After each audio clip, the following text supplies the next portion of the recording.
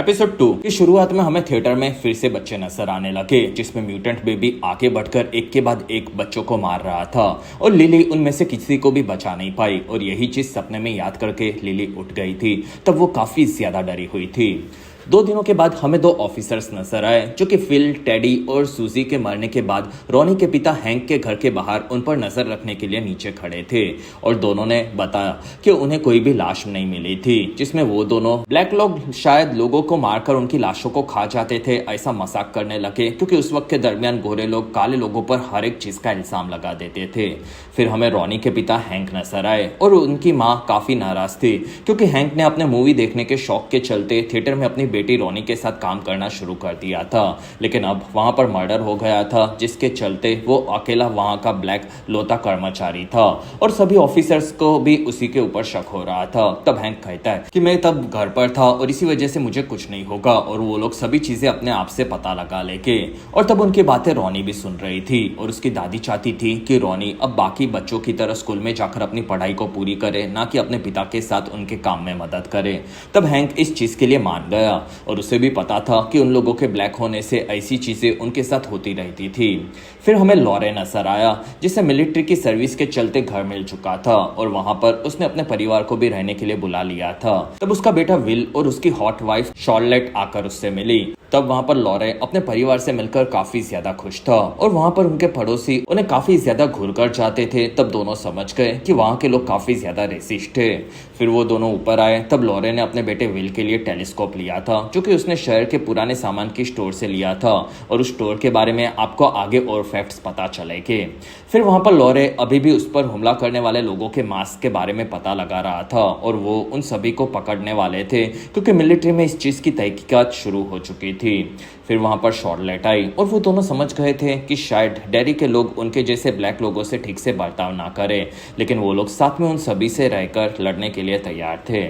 अगले दिन हमें मार्च नजर आई, जो कि स्कूल की फेमस लड़की पैटी के ग्रुप से जुड़ना चाहती थी और वो लोग बात कर रहे थे। तब उसने पैटी के ग्रुप की चाटना शुरू कर दिया, जिसके चलते वो उनके ग्रुप से जुड़ भी चुकी थी और अब लिली से खुद को वो अलग देखना चाहती थी। वहीं पर पैटी ने देखा कि रॉनी स्कूल में वापस आ चुकी थी और वहां पर लिली और रॉनी बात कर रहे थे। तब मार्च को ये चीज काफी अजीब लगी। फिर स्कूल में फिल, सूजी और टेडी के मरने के बारे में प्रिंसिपल ने बताया और उनकी आत्मा की शांति के लिए 2 मिनट का मौन भी रखवा। फिर क्लासरूम में मार्च और लिली साथ में बैठे थे। तब मार्च ने लिली से पूछा कि तुम रॉनी से क्यों बात कर रही थी, क्योंकि थिएटर के हादसे के बाद तुम काफी बदल चुकी हो और ये चीज पैटी के ग्रुप को बिल्कुल पसंद नहीं आ रहा। तब लिली कहती है कि मैं मरते मरते बची हूँ और हमारे दोस्त भी मारे गए हैं, तो पैटी और बाकी लड़कियों से मुझे फर्क नहीं पड़ता। वहां पर टीचर ने पढ़ाना शुरू किया। तब विल क्लास में लेट आया था और अभी अभी उसने स्कूल में एडमिशन लिया था, लेकिन वहां पर उसके ब्लैक होने से टीचर को भी वो बिल्कुल पसंद नहीं था। फिर विल वहां पर बैठने के लिए गया। तब उसकी चेयर को पीछे हटाकर एक स्टूडेंट ने उसे गिरा दिया था। तब सभी बच्चे वहां पर हंसने लगे, लेकिन वहां पर रिच नाम के एक लड़के ने विल की मदद की, जिसमें वो स्कूल के बाकी बच्चों से काफी अच्छा था। दूसरी तरफ लॉरे मिलिट्री ऑफिस में आया। तब उसे सैल्यूट न करने वाले ऑफिसर चैट को वहां पर उसके सीनियर्स फुलर ने अरेस्ट करवा लिया था, क्योंकि उसने लॉरे पर हमला करने की बात खुद से कंफर्म की थी और उसके साथ 2 लोग और भी थे, लेकिन उनके बारे में अभी तक फुलर को कुछ भी पता नहीं चला था और फुलर बहुत ही जल्दी उन्हें भी ढूंढ लेगा, इस चीज का उसने वादा किया। और तब लॉरे कहता है कि उन लोगों ने मेरे ऊपर जो गन तानी थी वो मैवरॉक पीएम थी ना, और तब फुलर कहता है कि हाँ वो वही गन थी। तब वहां पर लॉरे कहता है कि मैं बुढ़ा हो जाऊंगा तब अपने ये किस्से अपने पोतों को सुनाऊंगा, और तब फुलर खुश हुआ।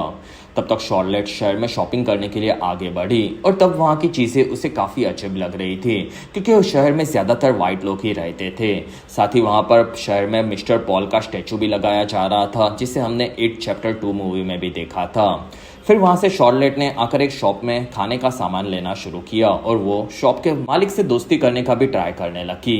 वहीं पर बाहर कुछ लड़के एक छोटे से लड़के को मार रहे थे। तब शॉर्लेट कहती है कि उन बच्चों को कोई रोक क्यों नहीं रहा। तब शॉप वाला कहता है कि बच्चे हमेशा मारपीट करते रहते हैं। तब शॉर्लेट ने बाहर आकर उन लड़कों के बीच की लड़ाई बंद करवा दी। तब वहां पर मारने वाले लड़के शॉर्लेट को डराने लगे और मार खाने वाला लड़का वहां से भाग गया। तब बाकी लड़के भी उसके पीछे गए और सभी लोग वहां पर शॉर्लेट को घूरने लगे लगे जैसे शॉर्लेट ने कुछ गलत किया हो, और ये चीज़ शॉर्लेट को वहाँ पर काफ़ी ज़्यादा बुरी लगी। फिर रात को शॉर्लेट ने इस बारे में लॉरे और विल को बताया, जिसमें इस जगह के लोग काफ़ी अलग थे। और फिर उन्होंने विल से पूछा कि क्या उसके साथ स्कूल में कुछ उल्टा सीधा तो नहीं हुआ। विल ने मना कर दिया और वो अपने पेरेंट्स को डराना नहीं चाहता था। फिर हमें रॉनी नजर आई, जो कि अपने घर पर थी, और बाहर उसके पिता हैंक और उसकी दादी अब टीवी देख रहे थे। तब वहां पर रॉनी ने उसकी माँ के फोटो को देखा, जो कि शायद उसे जन्म देते वक्त मारी गई थी। फिर वहां पर रॉनी ने अपनी चादर ओढ़ ली और तब उसे बेड के नीचे से वाइब्रेशन महसूस होने लगा। तब वो बाहर निकलने गई, लेकिन वही चादर उसकी माँ की कोख में बदल चुका था। और तब रॉनी उस कोख को फाड़ कर उसमें से बाहर आई, और जैसे ही वो पैदा हुई तब उसे वहां पर उसकी माँ नजर आई, और वो कहती है कि रॉनी, तुमने मुझे मार दिया और मुझे फाड़ भी दिया है, और अब तुम मेरे पास वापस आ जाओ। तब रॉनी काफी डरी हुई थी, और उसकी माँ कहती है कि तुमने पहले मुझे मरवा दिया और फिर तुमने उन बच्चों को मरवा दिया, और अब तुम अपने पिता को भी मरवाने वाली हो। और फिर वो मॉन्स्टर में बदल गई, जिसमें रॉनी की नाल से अभी भी वो जुड़ी हुई थी, जिससे वो अपनी वापस माँ की कोख के अंदर खींची जा रही थी, और वहां पर एक मॉन्स्टर उसे खाने के लिए तैयार बैठा था। तब रॉनी ने अपने मुंह से उस नाल को फाड़ दिया और वो दूर आ गई। तब उसकी माँ उसके सामने आई और वो आगे बढ़ी। तब रॉनी चिल्ला रही थी। वहीं पर उसके पिता ने आकर उसे संभाला, जिसमें वो सभी चीजें वहां से गायब हो चुकी थी। फिर हमें मिलिट्री के बार के अंदर फुलर का ड्राइवर डिक नजर आया, जिसे हमने एपिसोड 1 में भी देखा था, और वो काफी अजीब था, और वो अपने दोस्तों के साथ वहां पर गप्पे मार रहा था, जिसमें वहां पर दोनों ने डिक से उसके डिपार्टमेंट के काम के बारे में पूछा। तब डिक ने बताया कि फिलहाल वो एक काफी खुफिया प्रोजेक्ट पर काम कर रहा है। तब उसके दोस्तों को लगा कि वो मजाक कर रहा है और वो हंसने लगे, लेकिन डिक उन्हें अपने खुफिया प्रोजेक्ट के बारे में बताने के लिए तैयार था। वहीं पर क्लिंट नाम का एक ऑफिसर दारू पीने के लिए आया, और तब उसके पास शहर के 2 नेता आ गए, और उन्होंने थिएटर में बच्चों के मर्डर के केस में हैंक को पकड़ने के लिए कहा और इस केस को बंद करने के लिए कहा। क्लिंट कहता है कि हमारे पास हैंक के खिलाफ कोई सबूत नहीं है, और तब नेता कहते कि वो आदमी उसी थिएटर में काम करता है, और वो कहीं पर भी हो, घर पर या फिर थिएटर में हमें फर्क नहीं पड़ता, जिसमें शहर के लोग उसे अरेस्ट होते हुए देखना चाहते हैं, और तुम कोई भी सबूत बना लो और उसे अरेस्ट कर लो, और अगर तुमने ये नहीं किया तो तुम्हारी पोस्ट पर हम किसी और को ये काम डलवा कर तुम्हारी नौकरी उसे दे सकते हैं। और तब क्लिंट के पास अब कोई ऑप्शन नहीं बचा था। वहां पर उसने डिक को उसके दोस्तों के साथ हंसते हुए देखा, और तब क्लिंट ने उसे वहां से निकालने के लिए कहा। बारटेंडर उनके पास जा रहा था। डिक ये चीज समझ गया, और वो अपने दोस्तों को अपने प्रोजेक्ट को दिखाने के लिए लेकर जाने के लिए निकला, और वो लोग डेयरी के एक बंद मिलिट्री इलाके में पहुंचे, और वहां पर जाने की परमिशन उन लोगों को नहीं थी। इसी वजह से एक ऑफिसर ने उन्हें वहां पर रोका। तब डिक ने उसका नाम उनके सीनियर को पूछने के लिए कहा, और तब उस ऑफिसर ने सीनियर से बात की और डिक का नाम लिया, और तब उसके सीनियर ने डिक के होने पर सारी परमिशन दी थी, क्योंकि डिक ही इस पूरे खुफिया प्रोजेक्ट को चला रहा था। फिर वहां से डिक सबको अपने प्रोजेक्ट को दिखाने के लिए लेकर आगे बढ़ा। अगले दिन हमें वो प्रोजेक्ट की जगह देखने मिली, जिसमें वहां पर मिलिट्री खुदाई कर रही थी, और तब उस चीज को वहां पर नेटिव अमेरिकन के कुछ लड़के भी देख रहे थे, और वहां पर पूरी रात दारू पीने के चलते डिक की हालत काफी खराब हुई थी। तब उसके बॉस ने आकर डिक से पूछा कि हम लोग 4 महीने से खुदाई कर रहे हैं, लेकिन अभी तक हमें कुछ नहीं मिला। तब डिक कहता है कि वो चीज के सबूत हमें बहुत ही जल्दी मिलने वाले हैं, और वो हमारे काफी ज्यादा काम आएगी। तब उसका बॉस मान गया, और वो चीज क्या है ये हमें एपिसोड के अंत में पता चलेगा। तब तक कैंटीन में लिली मार्च से अलग होकर अपना खाना खा रही थी। तब रॉनी उसके पास आ गई, और लिली ने पूछा कि तुम यहाँ पर क्यों आई हो। तब रॉनी ने बताया कि कल रात को मुझे वो मॉन्स्टर नजर आया था। तब वहां पर उन लोगों का बात करना मार्च और पैटी के ग्रुप को बिल्कुल पसंद नहीं आया, क्योंकि रॉनी काफी अजीब थी और लिली भी अब उसी की तरह बनती जा रही थी। तब मार्च ने खुद को उनसे अलग बताया। फिर वहां पर पैटी की वो चाटने में लग गई। तब तक रॉनी ने बताया कि उस मॉन्स्टर ने कहा कि वो मेरे डैड को मार देगा, और तुमने पुलिस को क्या बताया था। तब लिली कहती है कि उन्हें कुछ नहीं होगा, क्योंकि पुलिस वालों ने मुझे उनके बारे में पूछा था, तब मैंने कहा था कि वो थिएटर में नहीं थे। और तब वहां पर रॉनी ने पुलिस को क्या सच में उसने मॉन्स्टर्स के बारे में बताया कि नहीं ये पूछा। तब लिली कहती है कि मैंने अगर पुलिस वालों को मॉन्स्टर्स के बारे में बताया तो वो मुझे शहर के पागल खाने में भेज देंगे, और मैं अपने पिता के मरने पर वहां पर एक बार रह चुकी हूँ, और अब मैं वहां पर वापस नहीं जाना चाहती। तब रॉनी भड़क गई, क्योंकि अब उसके पिता को पुलिस वाले फंसाना चाहते थे, और वो वहां पर मारे भी जा सकते थे। और तब लिली भी खुद को बचाना चाहती थी। इसी वजह से दोनों में बहस हो गई, और रॉनी के मुंह से वहां पर गलत शब्द निकल गया, और तब टीचर ने उसे देख लिया, और वो उसे डिटेंशन में भेजने के लिए वहां पर पकड़ चुकी थी। तब तक स्कूल में विल अकेला बैठकर खा रहा था क्योंकि उसका कोई दोस्त नहीं बना था। अब वहाँ पर रिच भी उसी की तरह अकेला था और इसी वजह से उन दोनों में दोस्ती हो गई। और वहाँ पर विल साइंस पढ़ने में काफी ज्यादा रुचि रखता था, वो इस बारे में बताने लगा।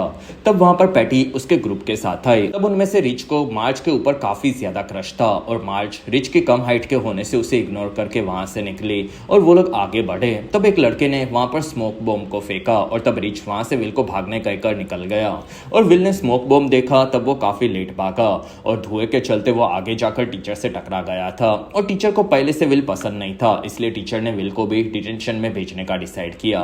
तब तक शॉर्लेट पुराने सामान की स्टोर में आ गई, जिसमें से उसके पति लॉरे ने अपने बेटे विल के लिए टेलीस्कोप खरीदा था। और यही शॉप हमने इट चैप्टर 2 मूवी में भी देखा था, जिसमें स्टीफन किंग का कैमियो था। और यहाँ पर एक लड़का भी हमें स्टीफन किंग के जवान लड़के के वर्जन में दिखा। फिर वहां पर शॉर्लेट ने आकर लॉरे के सामान लेने के बारे में शॉप के मालिक को बताया और वो बाकी सामान देख रही थी और अपने बारे में बता रही थी। तब शॉप के मालिक काफी ज्यादा खुश हुई और शॉर्लेट वहां पर बाकी सामान देखते हुए आगे बढ़ी। तब तक डिटेंशन रूम में रॉनी और विल साथ में कैद थे और वहां पर विल ने बताया कि उसे यहाँ पर फंसाया गया है और वो गलती से यहाँ पर आया है। तब रॉनी कहती है कि मैंने तो गाली दे दी थी जिसके चलते मुझे यहाँ पर भेजा गया। फिर उसने देखा कि रॉनी साइंस की बुक्स को पढ़ता रहता था, जिसमें वो अपनी पढ़ाई की बुक को छोड़कर पुरानी बुक्स में भी काफी ज्यादा इंटरेस्ट रखता था। तब वहां पर विल बताने लगा कि ये चीजें उसे काफी फैसिनेट करती है और तब उसकी रुचि को देखकर रॉनी काफी इंप्रेस हो गई और उन दोनों में भी दोस्ती हो गई थी। वहीं पर उन्हें बाहर से आवाज आई। तब रॉनी ने देखा कि वहां पर ऑफिसर क्लिंट ने लिली को पकड़ लिया था। फिर क्लिंट ने लिली को पुलिस स्टेशन में पूछा कि तुमने मुझे सब कुछ बता दिया था, लेकिन बच्चों के माता पिता को अब इंसाफ चाहिए और पूरे शहर में सभी लोग अलग अलग बातें कर रहे हैं, तो क्या तुम्हें कुछ और बताना है? तब लिली काफी डरी हुई थी और तब क्लिंट ने उसे जूनिपर हिल के पागल खाने में भेजने के बारे में डराना शुरू किया। और तब लिली कहती है कि मैं वहां की कोई भी चीज छुपा नहीं रही हूँ। और तब क्लिंट कहता है कि तुम्हारे बारे में भी सभी लोग अलग अलग बातें कर रहे हैं क्योंकि हम लोगों को कोई सबूत नहीं मिला है और इसी वजह से मैं इन चीजों के बारे में तुम्हें एक ही बार पूछूंगा और मुझे कुछ पता नहीं चला तो तुम्हें पागल खाने में भेज दिया जाएगा। तो बताओ क्या क्या उस दिन थिएटर में हैंक हो सकता था कि नहीं हो सकता था? और तब लिली ने खुद को बचाने के लिए हैंक के होने की बात मान ली और इसी वजह से ऑफिसर्स ने हैंक को पकड़ लिया और वो लोग वहां से उसे पुलिस स्टेशन लेकर जाने के लिए निकले। और तब रॉनी और उसकी दादी काफी ज्यादा दुखी हुए और वहां पर उसकी दादी ने सबको बताया कि मेरे बेटे ने कुछ नहीं किया है और उसे फंसाया जा रहा है। और तब रॉनी वहां से भड़क कर निकली और वो लिली के घर पर आकर ये सभी चीजें उसने की थी ये बताना शुरू किया। और तब लिली कहती है कि उस ऑफिसर ने मुझे अपनी बातों में फंसा दिया था। तब रॉनी ने अपने पिता के अरेस्ट होने का इल्जाम लिली पर लगाया और तब लिली की मां ने दरवाजे को बंद कर दिया और तब रॉनी बाहर आकर लिली के ऊपर सारे इल्जाम लगाती जा रही थी। अगले दिन लॉरे ने देखा कि मिलिट्री बेस पर एक जगह पर काफी खुफिया प्रोजेक्ट चल रहा था और वो पूरी जगह के बारे में जनरल शॉ को सभी चीजें पता थी।